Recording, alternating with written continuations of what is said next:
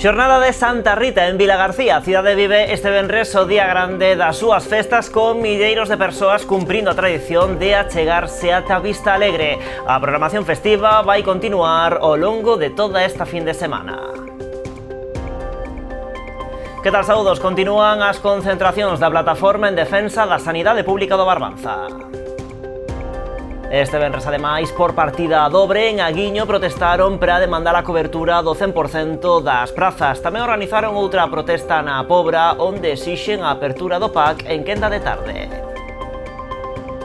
O Porto de Vilagarcía zanxa polémica co Concello e autoriza o cambio de localización do paso de cebra que une o Parque Miguel Hernández coa nova pradeira do Ramal. A autoridade portuaria indica que resolveron favorablemente o recurso de alzada presentado polo Concello para que non se perdan os fondos europeos cos que conta a Rabella para estes traballos.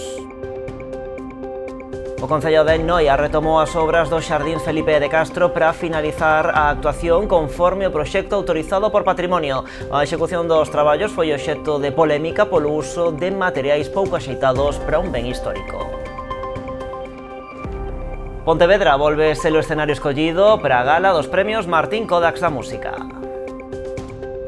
É a 13ª edición, así que xogando con esa cifra, a temática do evento xirará en torno ás supersticións, os rituais e a idea de sacalo meigallo. Esta edición rexistrou un importante éxito de convocatoria con preto de 450 inscricións nas 15 categorías. As prazas para asistir como público están a piques de esgotarse.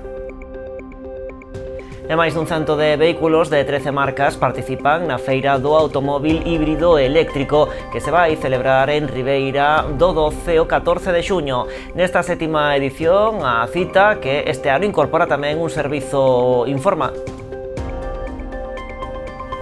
Noticias que ampliamos de contado aquí en Canal Rías Baixas.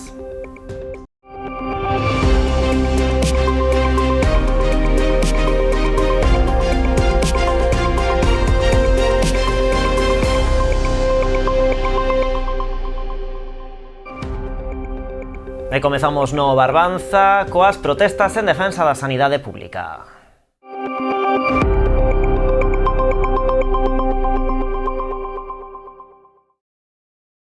Continúan as concentracións da Plataforma en Defensa da Sanidade Pública do Barbanza. Este venres tiñan lugar fronte ao Centro de Saúde de Aguiño para demandar a cobertura do 100% das prazas e na Pobra, onde exixen a apertura do PAC en quenda de tarde. Dúcias de persoas volveron saír á rúa para denunciar a precaria situación da atención primaria. Na Pobra, a Plataforma en Defensa da Sanidade Pública do Barbanza volveu reclamar a apertura do PAC en quenda de tarde, posto que na actualidade está operativo tan só pola noite. Os veciños cunha urxencia fora dese horario vense obrigados a acudir ao Centro de Saúde de Ribeira ou ao Hospital Comarcal, coa consecuente saturación destes servizos. O PAC, non está ni se le espera, porque entregamos as firmas xa fai bastante tempo e non temos nada, non temos ningunha contestación, o sea, a nós non nos dixeron nada. Hai moitas máis urxencias por la tarde que pola noite, pero moitísimas máis. Entón, non temos médico de urxencias por la tarde tampouco, hai que ir a Ribeira ou hai que ir ao Barbanza. Eso é unha das cousas que sí que necesitamos, pero moi urxente, polo menos estar na situación de Rianxo. Que en Rianxo si teñen médico de urxencias pola tarde. Pola noite pode haber 2 ou 3 casos, pero en cambio pola tarde hai moitísimos máis casos. E claro, aquí están completamente desesperados, porque cada médico atende aos seus. Se non tes un médico de tarde, estás vendido. Tras a presentación das máis de 3.000 sinaturas recollidas nas últimas semanas, dende a plataforma non descartan tomar outras medidas de presión, ademais das manifestacións. Para analizar esta e outras cuestións, animan a cidadanía a asistir a unha asamblea aberta.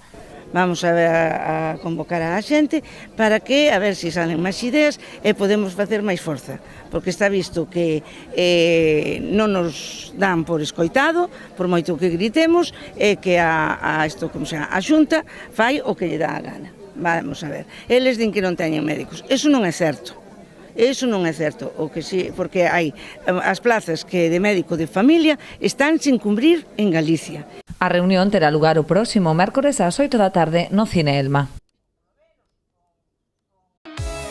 Levamos 40 anos entrando na túa casa, instalando os teus soños e coñecendo o teu nome.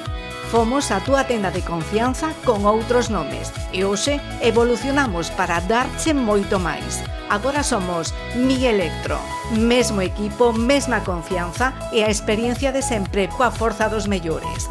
Ven a descubrir a tecnoloxía máis avanzada co trato de toda a vida. Os de sempre, agora máis fortes que nunca. Agardámoste. Arde un camión estacionado no porto de Ribeira. Estaba abandonado e sobre el pesaba un embargo. A espera do que determine a investigación, polo de agora descoñécese a posible orixe do lume, aínda que todo apunta a que puido ser intencionado. Pasaba das 6 da tarde. Un vigilante do porto alertaba ao 112 do inicio dun incendio nun camión estacionado no peirao da localidade, nas inmediacións da Lonxabella. Á espera da chegada dos bombeiros, as lapas devoraban con gran voracidade a cabeza tractora do tráiler, vivíndose momentos de gran tensión, o temerse que puidera propagarse a outros vehículos estacionados nas proximidades. Aínda así, a rápida intervención dos bombeiros dos parques de Ribeira e Boiro evitou que fora a máis. Pero a pesar dos esforzos, a cabina do camión quedou totalmente calcinada. Á espera dos resultados das investigacións para determinar a orixe do incendio, todo apunta a que puidera ser intencionada. Sobre o tráiler pesaba un embargo e levaba xa meses abandonado nese lugar. Nun primeiro momento, aínda que logo se descartou, temíase ademais que houbera alguén no seu interior, pois segundo informaron varias testemuñas, persoas sen fogar adoitaban dormir no vehículo. Ademais dos bombeiros, no operativo participaron tamén membros do Grupo de Atención ás Emerxencias Municipais, efectivos das Policías Local, Nacional e Portuaria. E xa hai veredicto no caso do mozo acusado de matar o seu pai cunha machada en Esteiro. O Tribunal do Xurado declarouno culpable, rexeitando a revisión condicional da pena e a petición de indulto debido á gravidade dos feitos, descartando ademais que tivera alteradas as súas capacidades no momento do crime. O xurado tomaba esta decisión despois de escoitar as partes e tamén os testemuños e peritos periciais. O xuízo queda xa visto para a sentenza. Agora será o xuízo encargado de ditaminar a pena final pro mozo que, unha vez probado o grao de parentesco, se enfrontaría a entre 23 e 25 anos de cadea por un delito de asasinato, tal e como pedían a Fiscalía e a acusación particular.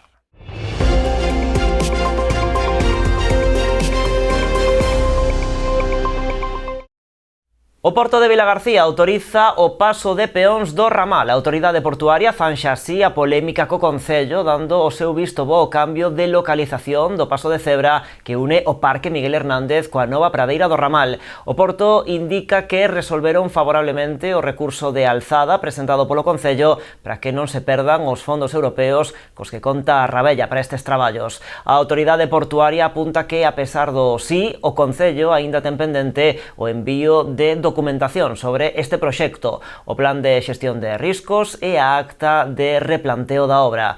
A actuación en sí é algo simple, o traslado dese paso de peóns que xa hai nesa zona a uns metros para darlle unha continuidade máis natural a ese cruce entre as beirarrúas do Parque Miguel Hernández e o novo acceso á zona verde do ramal. Os traballos contan cun prazo moi axustado, xa que teñen que estar rematados o día 31 deste mes para garantir que non se perdan os fondos europeos. Xa están en marcha as obras de mellora da drenaxe da seguridade viaria na estrada provincial que une Pontevedra con Moraña. A actuación afecta a un treito da EP 0018 á altura da parroquia pontevedresa de Xeve. A vía conecta esta parroquia con Amil e a Espedregueira. Para a mellora da drenaxe instalaronse tubaxes de PVC sobre cama de area. Tamén se executaron cunetas revestidas de formigón, instaláronse sumidoiros e creáronse muros de contención con instalación de barreiras de seguridade. Cun prazo de execución de 4 meses, na actualidade as obras atópanse nun estado moi avanzado. Este venres rematou a execución das cunetas, quedando únicamente pendente a colocación das barreiras e os remates. Os traballos cun orzamento base de preto de 75.000 euros adxudicáronse por 69.000. O vicepresidente da Deputación de Pontevedra, Rafa Domínguez, e a deputada de Infraestructuras, Belén Cachafeiro, supervisaron este venres os traballos. Ali avanzaron que a intención é continuar con melloras en máis treitos desta vía. unhas obras moi demandadas polos veciños. Os veciños viñeron cando nos chegamos á Diputación a falar con nós que estas obras estaban demandadas facía moitísimos anos, e foi esta Diputación de Luis López con Belén, que ten feito un traballo magnífico, a que foi quen, con unha inversión agora de 70.000 euros, de millorar todo o que é a parte de millora de viaria nesta carretera da Diputación, unhas obras por 70.000 euros que van a continuar próximamente, van a seguir dando, a estes veciños o que solicitaban. Ademais, pois temos o compromiso de continuar nesta carretera. Estamos xa na Diputación de Pontevedra elaborando un proxecto para continuar con esta mellora da seguridade viaria hasta o entronque coa carretera da Xunta de Galicia. Por lo tanto, son obras necesarias, pequenas obras por un importe de 70.000 euros, pero que melloran moito pois a vida dos veciños daqui de Xeve. E a Deputación de Pontevedra aprobou este venres na Xunta de Goberno varias partidas do Plan Mais Provincia e do Plan Extraordinario de Infraestructuras Deportivas para varios concellos da nosa contorna. Mais recibirá 90.000 euros para o proxecto de transformación da contorna do Colexio do Mosteiro. Esa cantidade súmase aos fondos do Plan Extra de 2025, polo que a institución provincial financia o 100% o orzamento de 588.000 euros desta actuación.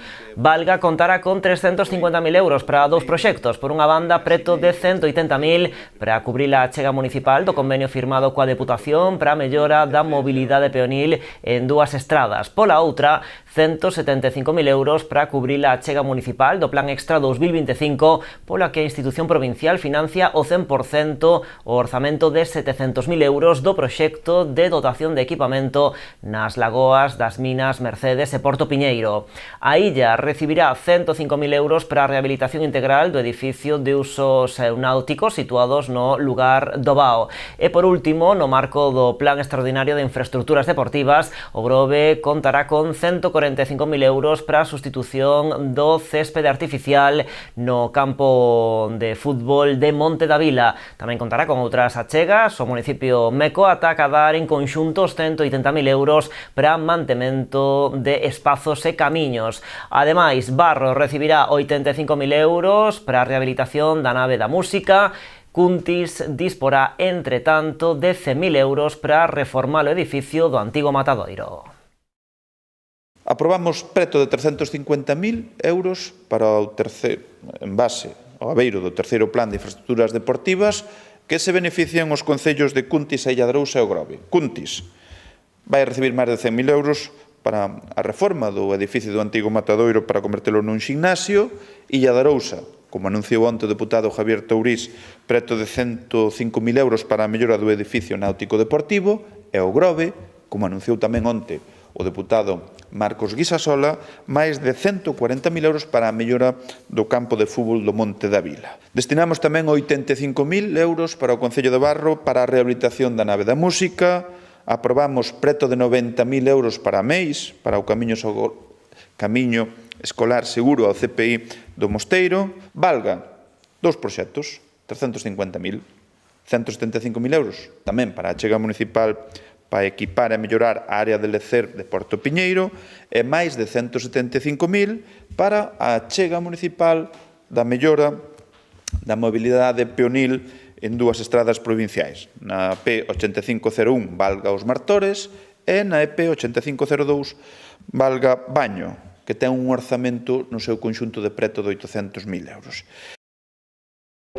E a volta da publicidade, entre outros asuntos, como non, falaremos deste día grande de Santa Rita en Vilagarcía.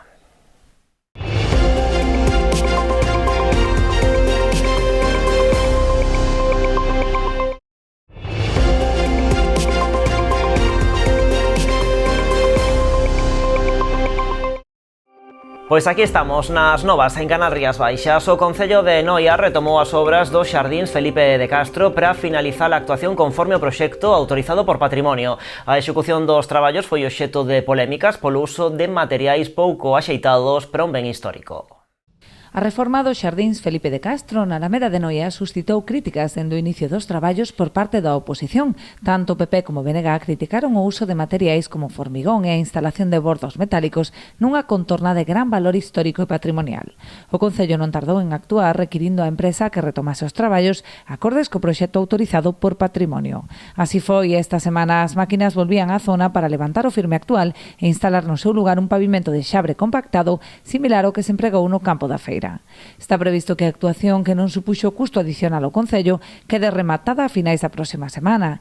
Tras a reforma dos xardíns Felipe de Castro e do campo da feira, esta xa concluída, o Concello traballa no proxecto de renovación do Parque Infantil da Alameda, co obxectivo de mellorar este conxunto de espazos públicos que constitúen un dos principais puntos de encontro da veciñanza. E cando este rematada definitivamente Felipe de Castro, que ainda non está, a intervención que vamos a facer nos columpios, no parque principal de columpios de arriba da Alameda, creo que vamos a facer unha recuperación moi importante e moi grande dunha das zonas máis significativas de Noia, non? Como é o complexo de toda a Alameda, que é un elemento patrimonial indiscutible. Todo o mundo coñece a riqueza da Alameda de Noia e punto fundamental de ocio para toda a ciudadanía e toda a xente que ven de fora, non?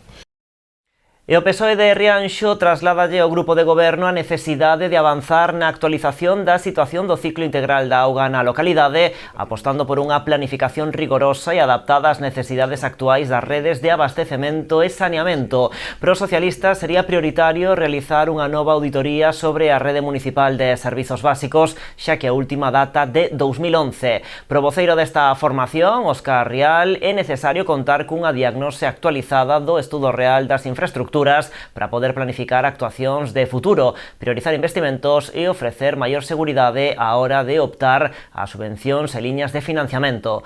Os socialistas tamén insisten na necesidade de traballar na resolución da situación contractual do Servizo Municipal de Xestión da Auga, que, segundo din, permanece nun contexto de precariedade administrativa dende 2016.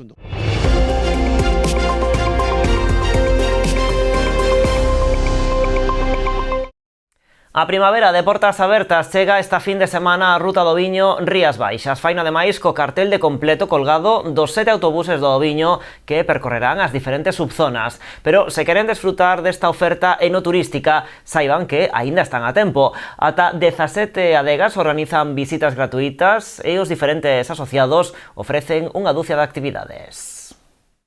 Todo listo na Ruta do Viño Rías Baixas para unha das grandes citas do seu calendario anual. Esta fin de semana celebrase a 15ª edición da Primavera de Portas Abertas. Desde la Ruta del Vino Rías Baixas, otro año más, gracias al apoyo y la colaboración de Turismo de Galicia, hemos organizado un fin de semana del 22 al 24 de mayo con un montón de ofertas enoturísticas en Rías Baixas. El turista o el propio gallego que esté este fin de semana podrá disfrutar de millones de alternativas moi enriquecedoras en torno al enoturismo. Ata 7 buses do Viño desplazaránse ata o territorio desta ruta. Xa non hai prazas dispoñibles, tan só foi necesaria unha tarde dende a posta a venda das entradas para colgar o cartel de completo. La aceptación es maravillosa, estamos muy contentos con las cifras que manejamos, ya que están completamente completos, y la verdad es que completamos el aforo en menos de un día. O sea que, bueno, la sensación es muy positiva. Pero a Primavera de Portas Abertas na Ruta do Viño Rías Baixas non xira únicamente ao redor dos buses do Viño. A maiores 17 adegas asociadas abrirán as súas portas aos visitantes. Tamén existe a posibilidade de asistir a 12 actividades deseñadas especialmente para a ocasión entre adegas, pazos con viñedos e organizacións como o Centro de Interpretación do Viño e da Lamprea de Arabo ou o Museo da Ciencia do Viño do Condado do Tea. Para todas aquellas personas que no han podido conseguir plaza en el bus do Viño, que no se preocupen porque pueden visitar esas 17 bodegas de manera gratuita, siempre reservando primero para asegurar esa plaza. Y además de eso, nuestros socios han hecho un proyecto muy completo y muy diferenciador, ofertando 12 actividades especiales, la verdad es que muy interesantes, que van desde talleres de fotografía hasta catas maridajes, catas a ciegas, jornadas de senderismo, senderismo. A Primavera de Portas Abertas constitúe unha das propostas consolidadas de turismo de Galicia para avanzar en desestacionalización da oferta e na súa redistribución territorial pola comunidade, aproveitando un dos recursos estratégicos de Galicia como é o enoturismo, unha oportunidade para coñecer as súas posibilidades, tanto para veciños como para visitantes. Yo creo que es un momento fantástico, idóneo, perfecto para que los propios gallegos tengamos esa posibilidad en esta maravillosa primavera que está empezando, pues eso, para disfrutar, para convertirse en prescriptores del enoturismo, ¿no? Para vivir en primera persona este producto turístico que tenemos en Rías Baixas, tan enriquecedor, desestacionalizador, que aporta tantas cosas importantes al territorio. O que está máis que demostrado é que a fórmula funciona, non en van polos establecementos asociados á Ruta do Viño Rías Baixas pasaron máis de 155.000 visitantes no 2024. E a Mancomunidade Barbanza Arousa convida a empresas, productores, axentes turísticos e comercios a sumarse ao Club de Producto Enagastronómico que vende constituir a entidade. Trátase dunha ferramenta de colaboración público-privada que nace co obxectivo de contribuir á consolidación da comarca como destino enogastronómico diferenciado e competitivo. Ao longo desta semana desenvolveuse unha quenda de sesións informativas nos 4 concellos para dar a coñecer o proxecto que busca crear unha marca propia ligada aos produtos do mar e os viños da terra. As empresas e entidades interesadas en adherirse poden facelo contactando coa Mancomunidade Barbanza Arousa a través do enderezo info@barbanzaarousa.gal. A creación deste club enmárcase no Plan de Sustentabilidade Turística en Destino. Máis dun cento de vehículos de 13 marcas participarán na Feira do Automóbil Híbrido e Eléctrico que se celebrará en Ribeira do 12 ao 14 de xuño. Nesta sétima edición, a cita, que este ano incorpora tamén un espazo formativo, consolídase como un referente a nivel galego. A Praza de España de Ribeira volverá a converterse nun gran expositor das últimas novidades do automóbil híbrido e eléctrico. Un espazo que xa comeza a quedar pequeno, dado o interese que suscita esta feira. Nesta sétima edición, que se desenvolverá entre o 12 e o 14 de xuño, foron varias as marcas que tiveron que quedar fora ante a alta demanda de participación. Unha edición que, como ben di, hai 7 anos que naceu e impulsamos desde a asociación, que a día de hoxe na ubicación da Praza de España é onde van a estar representadas todas estas marcas, edición que ano tras ano non podemos dar cabida a todas as solicitudes que queren participar con nós, e, por mal que non sabe, algunha non pode estar este ano, non?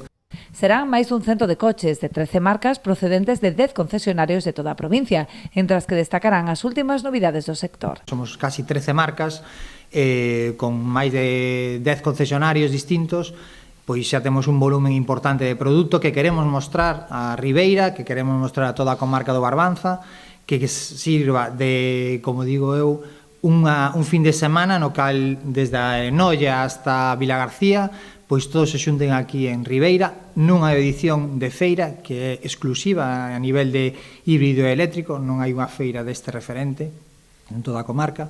Haberá ademais unha zona reservada para dar a coñecer a oferta formativa do Centro Integrado de Formación Profesional de Coroso, que ademais da formación neste ámbito que xa ofrece dentro dos seus ciclos duais, incorporará este ano un grao de especialización. Xa levamos apostando, por esta formación desde hai aproximadamente 5 anos, donde temos xa ciclos formativos duais, de a 3 anos, donde está incluído a formación en coche híbrido eléctrico. Concretamente este ano xa fixemos tamén algunha ciclo de especialización. Este ano vai haber un grado de especialización en coche híbrido eléctrico, se non lo concede a Consellería, se está solicitado. Eu penso que para a semana que ven sairá a oferta. E aparte xa estamos impartindo tamén formación de vehículo híbrido eléctrico en colaboración con empresas, con algunhas empresas que estuvamos comentando antes, que xa están os rapaces facendo prácticas, non?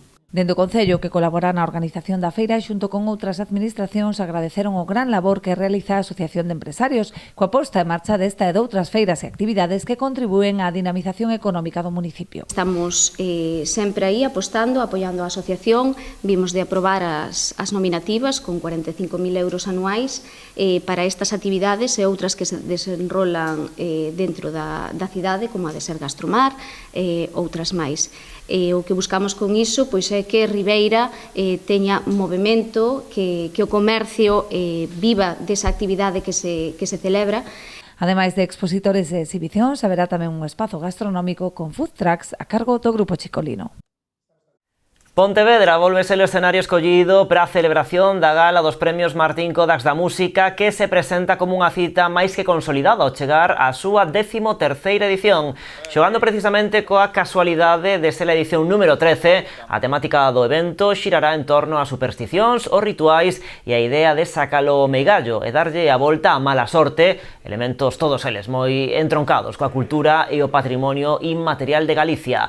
Esta edición rexistrou un importante éxito de convocatoria con preto de 450 inscripcións nas 15 categorías. Dende a organización fan un chamamento á participación nas votacións do público xeral que permanecerán abertas ata a noite deste domingo 24 de maio. O gran recoñecemento desta 13ª edición será o premio de honra outorgado á histórica banda Los Suaves. Saiban tamén que as persoas interesadas en asistir á gala aínda están a tempo de conseguir os seus convites. Aínda están disponibles no Pazo da Cultura, pero están a piques de esgotarse.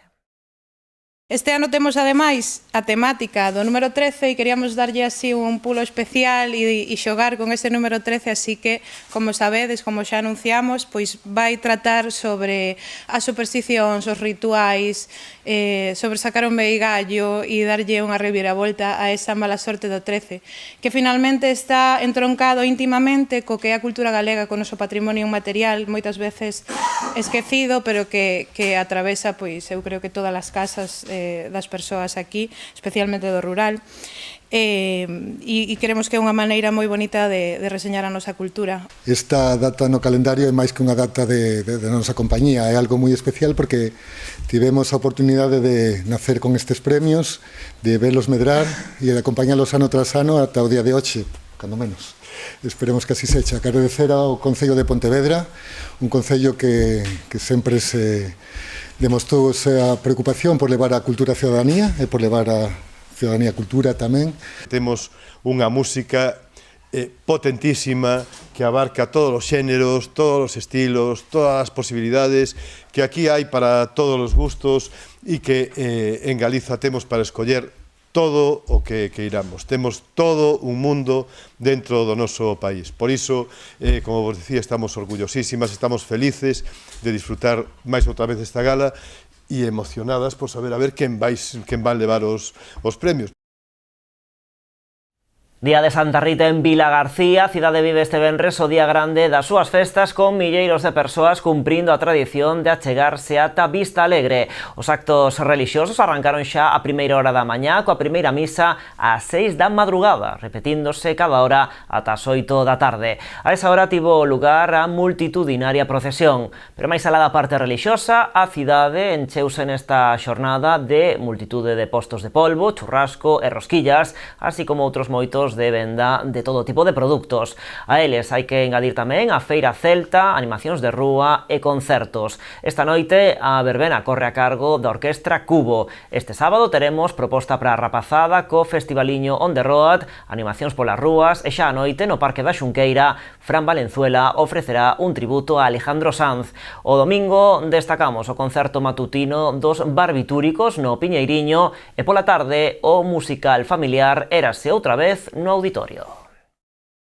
Rematamos o informativo de hoxe, o derradeiro desta semana tamén con música. A parroquia Rianxeira do Araño vivirá este sábado durante toda a xornada un dos seus días grandes coa celebración do festival O Río Vivo, un evento cultural, gastronómico, lúdico e musical organizado pola Asociación Cultural desta parroquia en colaboración co Concello. Un dos pratos fortes do cartel é a actuación de SES a partir das 10 da noite, enmarcada na programación da Rede Cultural da Deputación da Coruña. Para ir abrindo un pouquiño de boca, imos ir rematando precisamente o tempo das novas con SES. Gocen da fin de semana. Ir pra fora repicar e o tolo vai onde van todos e quen te vai no back tamén e sempre andamos un por outro e a puta casa se embarre e eu nin podo, nin quero, nin debo volverme fiar